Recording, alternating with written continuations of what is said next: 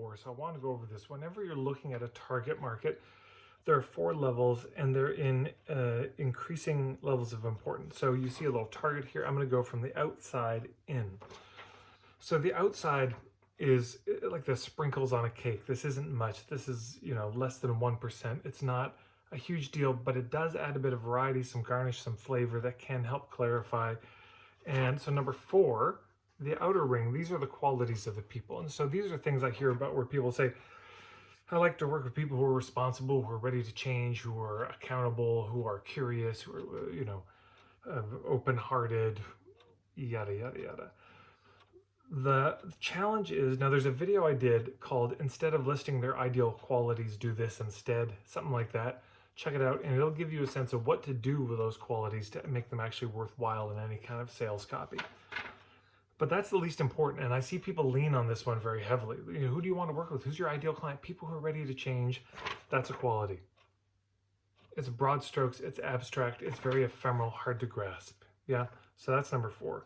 Number 3, the next ring in, boom, that's the demographics. Now the demographics are the outer things, the external things that you could just look at somebody from the outside and you could tell.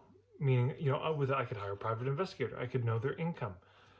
I could know where they live. I could know their habits, how they spend their time. I could know their ethnic background, genetic makeup. All these things are externally verifiable. You understand what I'm saying? And so people say, well, I like to work with women. I like to work with men. I like to work with black males ages 65 to 75 living in the Bay Area of San Francisco who are, struggling in retirement, something like that. Now, those are all demographics, everything I just said. Yeah. I want to work with Asian women in Tokyo who are 20 to 30 who are trying to figure out what to do after university. Now, except that last bit, that's all demographics. The challenge is demographics don't tell you much. Demographics don't tell you where people hang out all the time, except maybe retirement homes. But it's not like all old people are in retirement homes either. So, yeah. So the demographics, this is one of the biggest crutches I see. When people think target market, they immediately think demographics. And this is maybe 5%, somewhere 1 to 10%, somewhere in there of the issue. In some cases, 0%, irrelevant to the matter. Now, the next ring in, this one here, that's the psychographics. The psychographics are the internal things. These are the values, the worldview, the philosophy, the scenes that they're a part of. And that's a big deal. Somebody being vegan, somebody being feminist, somebody being an anarchist, somebody being capitalist, Christian. All of those things are psychographics. And there are absolutely hubs for this. You can absolutely find people based on psychographics. More difficult to find people by demographics, but by psychographics. Hey, where do all the burners hang out? Burning Man. I want to find all the permies. Where are they at? Oh, they're part of this permaculture group at this permaculture training. They follow this person on Facebook. Really easy to do. So psychographics are a big thing. It depends on the thing, but let's just say that's, well, if the qualities were like 0.1%, the demographics are 1%, this is at least 10% in that kind of a ratio, I'd say. But most of it, almost all of it, really 90% of it is this center thing, which is the issue. Yeah. What's the issue? What are they struggling with? What's island A? What's island B? Or if it's the product, then it's the fact that they want the product. That's the issue. I really want to buy a product like this. I don't know where to get the best one. That's the center of it. I'm looking to buy trees. Do you sell trees? This is the relevance. This is what establishes that immediately. So that's centered. The most important thing is to establish the relevance. And what's relevant to people is either they want to get from island A to island B, or they want to buy the kind of boat that you're selling. It's one of those two things.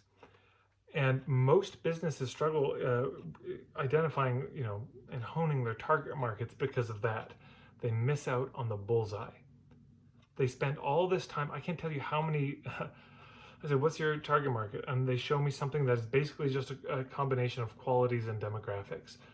It's women who are really ready to change their lives and take responsibility. They're middle-aged They make about this much money. And what I don't hear, I'm like, great, you're naming a sort of broad set of parameters for a person, but why would they care? What makes this relevant? Like, I don't see the connection to what you do. Oh, because they're struggling with this. There's the issue. But if you really want to sort of cut things short, forget about the demographics for the most part, forget about the qualities almost entirely, and just focus on the issue. Get an issue that they urgently feel, a pain that is very keen for them, or a craving, something they're craving, they want it so bad, some result they're yearning for urgently. And then pepper that with the psychographics. Those two things alone, you can go really far.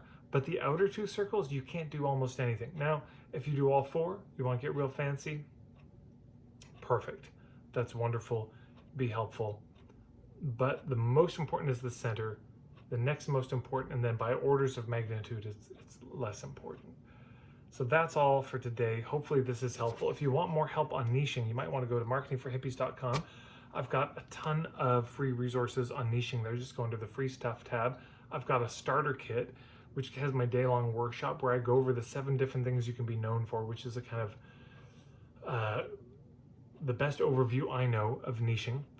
And in the starter kit, there's a ton more help about niching. I won't spoil it with what's in it, but there's a ton of free help for you on niching in the starter kit at marketingforhippies.com. You can also check on YouTube. I've got other videos on the topic. And every once in a while on Facebook, on Instagram, I put up stuff there too, so you can check that out as well. Thanks so much. Of course, hit the red subscribe button and then the little bell icon. It'll let you know when new videos are coming out. And thanks for everyone who likes the videos. It does make these more visible to other people to see. Thank you very much. Take care, everyone.